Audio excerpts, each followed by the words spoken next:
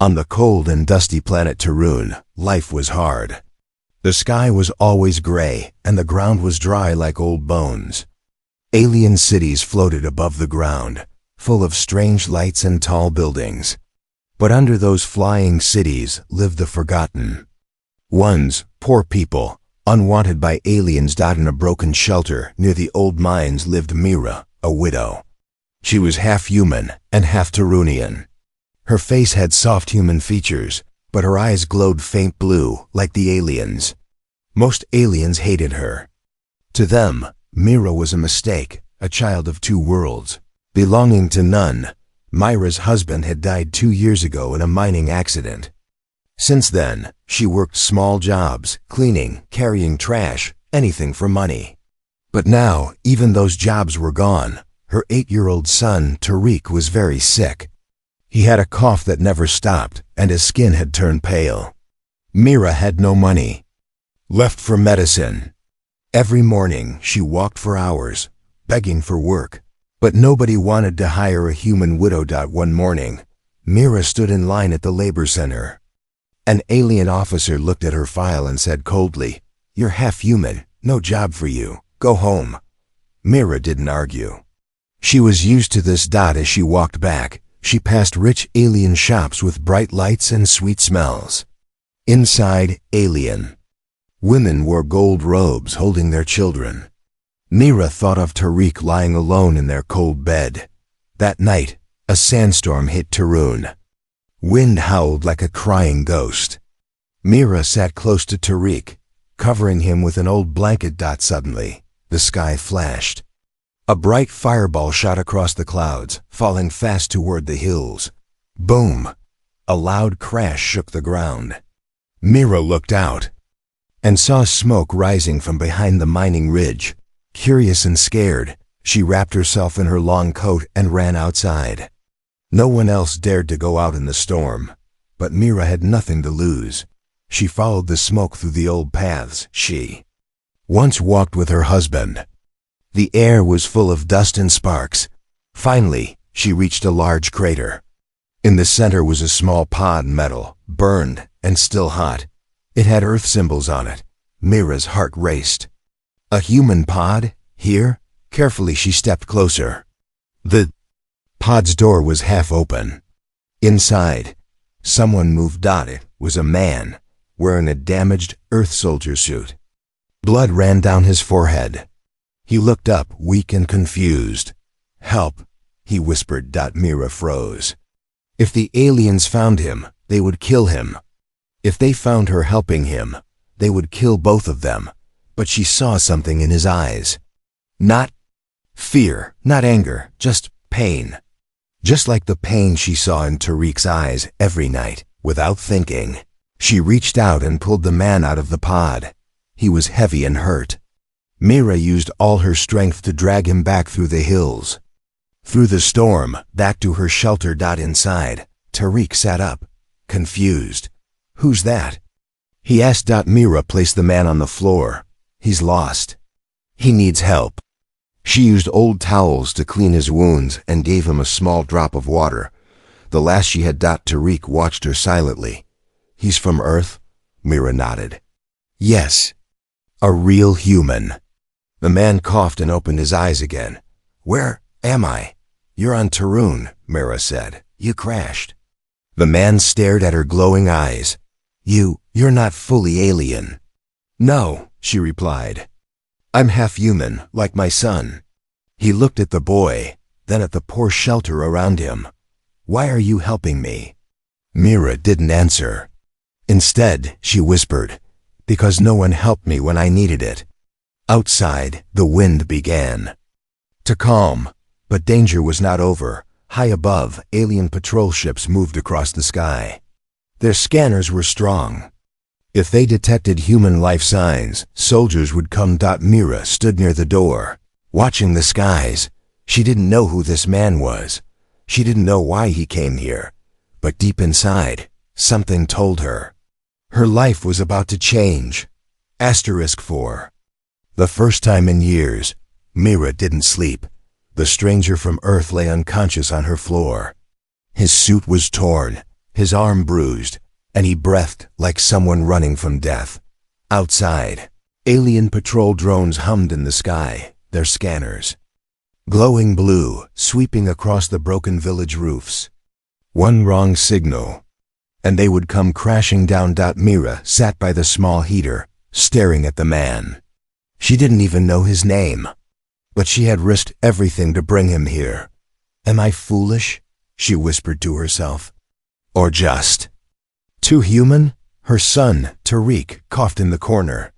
He looked at the man with wide eyes, curious but afraid. Is he a soldier, Mama? He asked. I don't know, she said softly. But he's from Earth. Tariq's eyes sparkled. Do you think Earth has green trees? Real rain? Mira forced a smile. Maybe. Suddenly the man stirred. His hand moved. His eyes opened, squinting at the dim room. Water. He groaned. Mira quickly handed him a small metal cup, her last reserve. He drank slowly, then looked at her face. You're one of them? He asked. She shook her head. I'm half. My father was human. He blinked. But you helped me? I shouldn't have, she said. No alien here would. Not for a human, the man leaned back. Then why did you? Mira looked at Tariq. Because once I needed help too, and no one came. There was silence for a moment. Then the man said, My name is Captain Raynor. Earth Exploration Unit. I was shot down by a Tarun fighter. My team, they're all gone. Mira's heart sank. You're alone? He nodded, and not for long.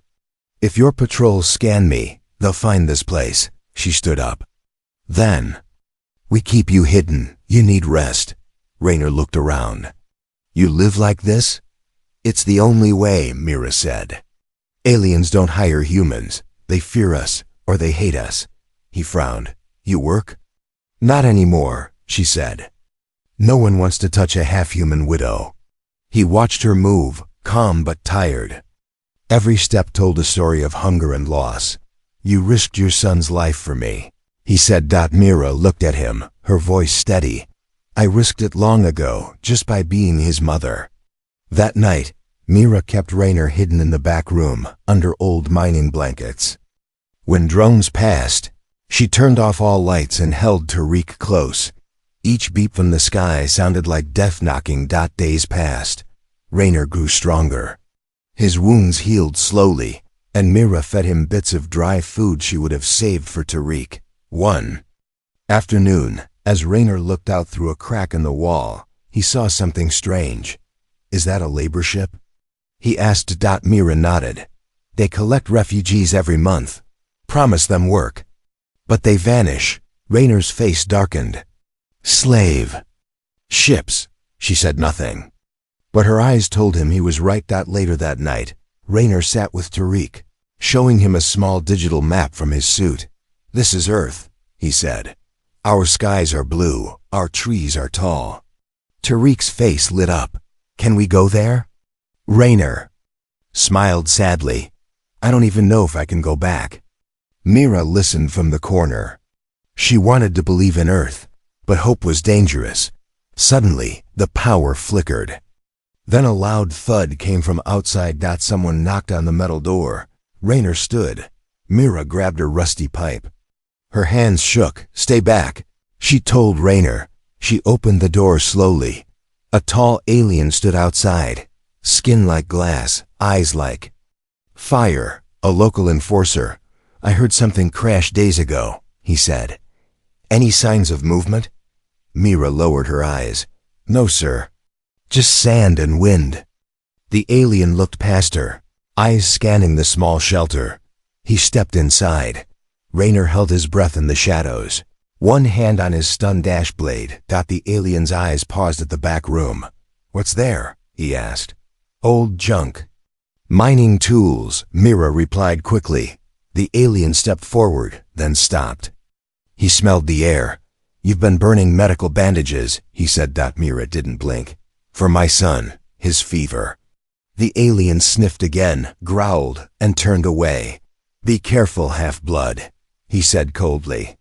If I smell anything human, Next time, I won't ask. He left. Raynor exhaled. You just saved both our lives, he said. Mira closed the door. Not yet. She turned to him, her eyes serious. You want to live, Captain? Then help me. Help my son. Help us escape this place. Raynor looked at her, not as a half-blood, not as a poor widow, but as someone brave enough to stand up when no one else would. He nodded. I will. The stars above Tarun looked peaceful, but peace was a lie beneath those stars. Inside a small broken shelter, a secret was growing, one that could get everyone killed. Captain Raynor, a human soldier from Earth, was alive, and only one person knew it. Mira, the poor half-human widow. But secrets never stay hidden forever. That night, Raynor and Mira sat near a flickering light, speaking in whispers. I can't hide here forever, Raynor said, looking at the cracks in the wall. If the aliens find me, they'll kill me. If they find you helping me. Mira looked at her sleeping son, Tariq. I know the risk. I made my choice. Raynor leaned forward. Then let's make a deal. Mira raised her eyes. What kind of deal? You help me get off this planet. In return, I help you get out too, and protect your son. Mira didn't reply at first. She had heard promises before. All empty, but this man was different. He didn't look at her like dirt. He looked at her like a person. Still, she asked, how will you escape? You have no ship. Raynor opened a panel on his broken wrist device. A small blue light blinked. This is a signal beacon. It's broken now. But if I can fix it, Earth will come. Mira frowned. How do we fix it? We need power, strong power, something from a military corps. Maybe from an alien patrol base. Mira's heart sank. That's suicide, Raynor smiled. Only if we get caught. The next morning, Mira wore her old cleaning uniform. Torn, stained, but useful. She used to clean the alien patrol station before she was fired. But the ID badge still worked, barely. She returned to the station as if nothing had changed. Head low, mouth shut, invisible dot inside. The air smelled like chemicals and metal. Aliens walked in tall boots, holding strange weapons. No one looked at her. That was her power. Being unseen. She moved down the hallway, heart beating fast. Every step echoed in her ears. At the end of the hall was the power vault, guarded by scanners, and a silver door. She peeked through the security window. A glowing red core sat inside. That was what Raynor needed. She reached into her pocket and took out a small tool. Raynor had given her a magnet pulse key. Carefully she slid it into the lock panel. The light blinked once. Twice, beep. Access denied. Her heart jumped. Voice behind her said, "You're not allowed here." Mira turned. A tall alien stood there, uniform sharp, eyes narrow. Her voice cracked. "I got lost. I was told to clean." The alien stepped forward. "I know you. You used to clean here." Mira stayed silent. The alien tilted his head. "Your husband, he worked in the mines, right? Died in the collapse?" She nodded. Something changed in his voice. Softer. "He was my friend." Mira blinked. "You knew Jaran?" The alien nodded. "He saved my life once. I owe him." Mira looked into his glowing eyes. "Then help me now, please." He didn't ask questions. He didn't need to. He opened the vault and handed her a small energy cell, just enough to power a signal beacon. "Take it," he whispered, "and go, before someone sees us." Mira ran. Back at the shelter, Raynor plugged the cell into the beacon. It hummed with light. "It's working," he said. Mira gave a tired smile. "Then Earth will come?" He nodded. "Soon." But the good news didn't last long. Tariq wasn't in bed. Mira's heart stopped. "Tariq?" She searched the room. Nothing. She ran outside, screaming his name. Then she saw it. A drone flying away. A small figure inside. Tariq had been taken. Raynor pulled Mira back inside before she collapsed. They took him. She cried. Why? Why would they take a child? Raynor checked his scanner. They're taking him to Sector 9, the medical labs. Mira's eyes filled with fear. That's where they test on humans. Raynor grabbed his weapon.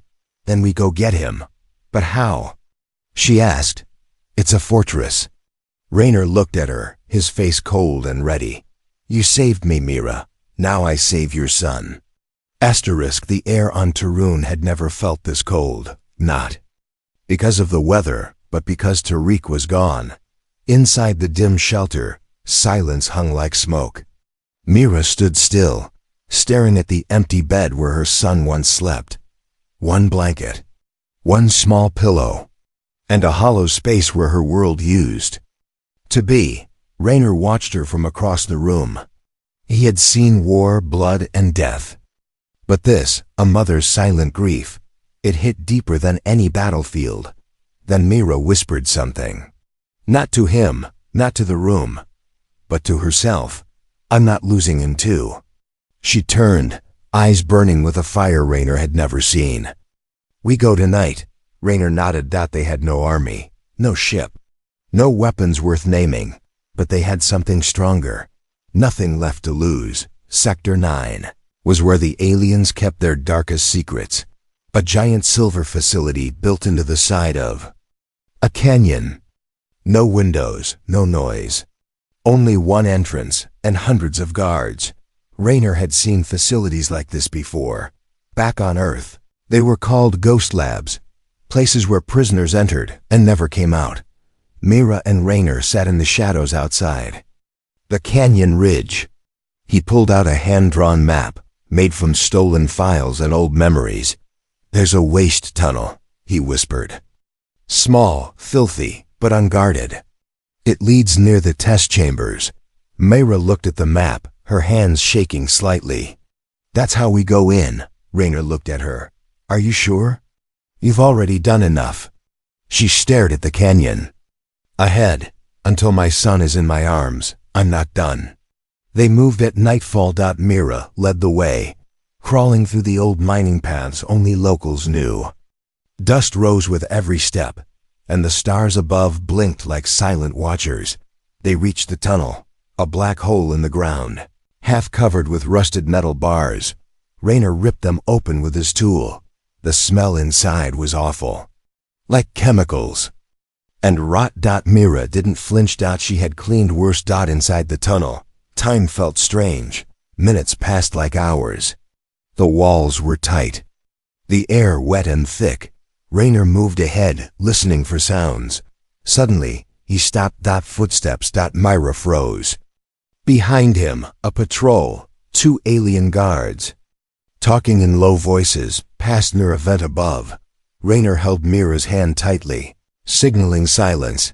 They waited. Breathless. Finally, the voices faded. They moved again.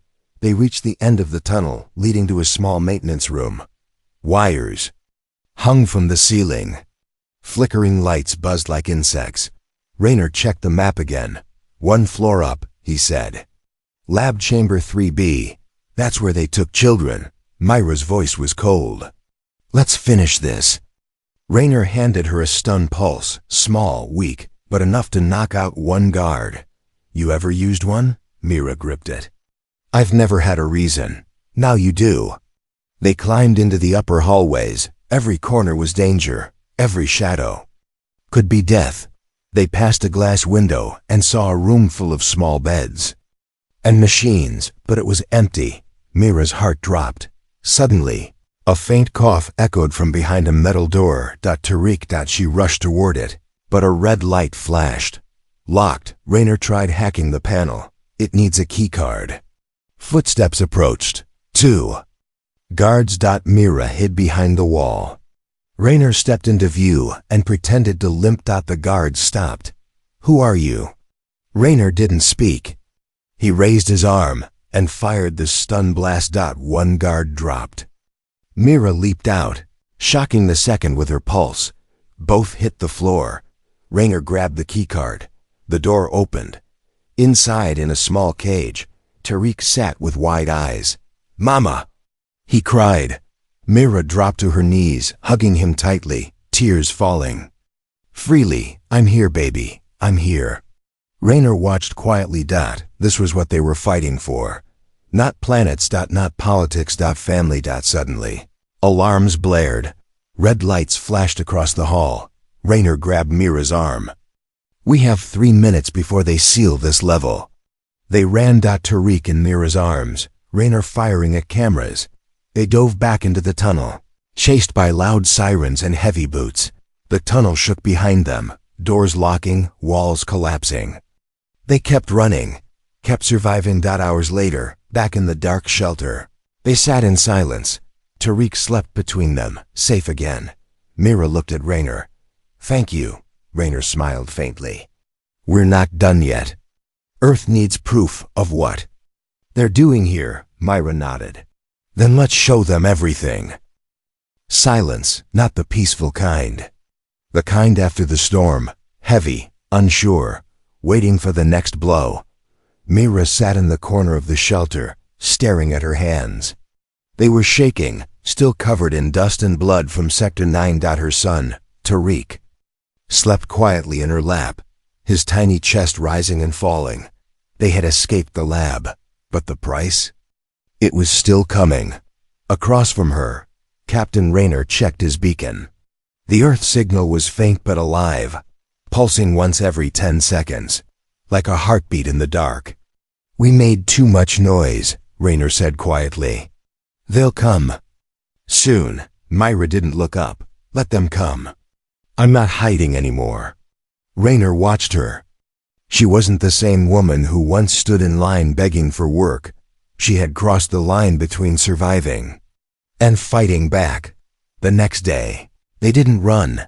They prepared. Raynor spent hours adjusting the beacon, now powered by the stolen energy core. It could now send a long-range transmission, not just to Earth, but to any nearby human fleet. Mira moved through the village like a shadow, whispering to others like her. The ignored, the outcast, the half-bloods, she told them. "The truth. They're testing on our children." And for the first time, people listened. One old man gave her a hidden drone cam. A young girl passed her access code. A silent rebel movement was being born, not with weapons, but with truth. That night, the message went live. Raynor uploaded the footage from Sector 9, the test rooms, the children, the escape. Then he sat in front of the tiny camera and said, "This is Captain Raynor of Earth. I am alive, and what I've seen on planet Tarun cannot be ignored. If you receive this, don't send rescue. Send justice." Mira stepped into the frame beside him. "I'm Mira, a widow, a worker, a mother. I was silent when they took my job. I was silent when they mocked my blood. But I won't be silent now, not when they come for our children." Raynor pressed send. The signal shot into space, past the dust, past the orbit, past the lies. Minutes later, the shelter shook. An explosion nearby. Mira grabbed Tariq and ducked. Raynor looked outside. A drone strike, right at the old refugee tents. The aliens had found the signal source. "They're wiping the zone," Raynor said. "Covering their tracks." Mira's eyes filled with fury. "We need to move, now." They ran again, through flames, falling metal, and crumbling stone. But this time, they weren't alone. The people Mira had warned began following. Families, workers, forgotten ones, one by one. They joined her, not soldiers, but survivors. At the canyon's edge, Mira stopped. Raynor turned. "Why are we stopping?" She pointed to a nearby cliff tower, once an old alien relay post. "If we boost the beacon from there," she said, "every human ship in this part of the galaxy will hear us." Raynor looked at the crowd behind her. "We won't get a second chance." "Then let's make this one count," she said. They reached the tower just as the sky turned red. Alien ships began descending, black and sharp, like metal hawks. Raynor and Mira climbed to the top, beacon in hand. Just then, A plasma blast hit the ground below. Screams. Mira turned. A patrol drone had found them. Tariq was caught in the open. Mama. Mira didn't think. She ran faster than she ever had and shoved Tariq aside. The blast hit her shoulder. She fell. Raynor fired back, destroying the drone, then rushed down. He lifted Mira, bleeding, her face pale. She gasped, "Don't stop. Send the message." Raynor looked into her eyes, the same fire still burning behind pain. He carried her up the tower with Tariq beside him, placed the beacon dot, and hit transmit all. The signal burst across the stars, louder, stronger, clearer. The truth was now unstoppable. Back below, Mira whispered to her son, "No matter what happens, remember this. One voice can become many. One mother can change a world. Asterisk blood is quiet when it falls. It doesn't scream. It doesn't fight. It just ... Leaves drop by drop, like time slipping away." That's how Mira felt. She was lying. In Raynor's arms, her shoulder burned and bleeding from the drone blast. The tower above her buzzed with the final hum of the beacon. Their last message now flying across the galaxy. Below, the people she had once cleaned floors for now looked up at her like a leader, but all she could think about was one thing. Is Tariq safe? Raynor pressed a cloth against her wound, trying to stop the bleeding. "You're okay. Just hold on." Mira gave a small, tired smile. "Don't lie, Captain. I'm half human, I can tell." Raynor almost laughed, but his eyes were glassy. He wasn't ready to lose her, not after everything. Tariq held her hand tightly, his small fingers gripping hers like they were the only thing keeping her on this planet. "Mama, you can't sleep. You promised we'd see Earth," he said. Mira touched his cheek. "You will see it, Tariq, even if I don't." Down below, alien sirens wailed across the canyons. The patrols were getting closer. Ships flew low, scanning for the signal source. The whole zone was now a war zone. Raynor looked at the beacon. "They'll come soon. Earth will respond." Mira closed her eyes. "What if they don't?" Raynor's voice was firm. "Then I'll make them." They moved quickly. Raynor lifted Mira onto a hover cart and covered her with blankets. Tariq stayed by her side. The other villagers followed quietly, a line of forgotten people now following the two humans who dared to speak. They headed toward the old mines abandoned years ago. It was the only place left where alien scanners couldn't reach. As they entered the caves, one woman whispered, "Mira gave us a voice." An old man replied, "Now we must give her time." Inside the cave, Raynor set up a small medical unit. He worked quickly, sealing the wound, giving Mira hydration packs, oxygen, anything he could. He wasn't a doctor, but he was trying to save. A hero. Hours passed. Outside, the sky turned black with alien ships, but Mira's message was already flying through space. And far beyond Tarun. On a human battlecruiser called the Horizon Flame. An officer saw the signal. He played it. Raynor's voice. Mira's face. The truth of Taro on. The officer stood up. "Get me Earth Command. Now, we're going back." Back in the cave, Mira woke slowly. Her voice was dry. "Is it morning?" Tariq smiled. "We're still here." She looked at Raynor. "You should have left. Saved yourself." Raynor shook his head. "You didn't leave me when I fell from the sky. I won't leave you now." Suddenly, a sound filled the cave, a deep rumble. Not from inside. From above. Tariq ran to the entrance. "Captain." "Raynor," he shouted. "Look." Raynor stepped out and stopped. A human ship, real, huge, silver blue, was descending from the sky like a rising sun. The Earth fleet had come. They heard her. Mira was carried aboard, still weak but smiling. Tariq looked around the bright halls of the human ship. Wide-eyed, "Is this Earth?" Raynor smiled. "Not yet. But it's the way there." Mira squeezed his hand. "You kept your promise." Raynor looked at her. You gave me a reason. Later, as Earth soldiers helped the villagers and began cleaning up the destruction, a report was sent to Earth Command. One line stood out. The voice of one mother started a movement across two worlds. Some stories end with a war. Some end with victory. But this story ends with a choice. And like most important choices, it wasn't made with weapons. It was made with hope. Earth called it Operation Dawnlight, the rescue mission that crossed two star systems, answering a signal not sent by generals, but by a widow. Myra's message had shaken the human council. Not because it was loud, but because it was true. And truth is louder than any fleet. Now, she sat in the medical bay of the Earthship, floating above Taro on. The room was warm, clean, full of soft lights and real silence, not the kind filled with fear. Her shoulder still hurt, but the pain was nothing compared to the weight she'd carried before. Across from her, Captain Raynor stood in the clean uniform again. He looked like a soldier now, sharp, steady, alive. But when he looked at her, he wasn't Captain.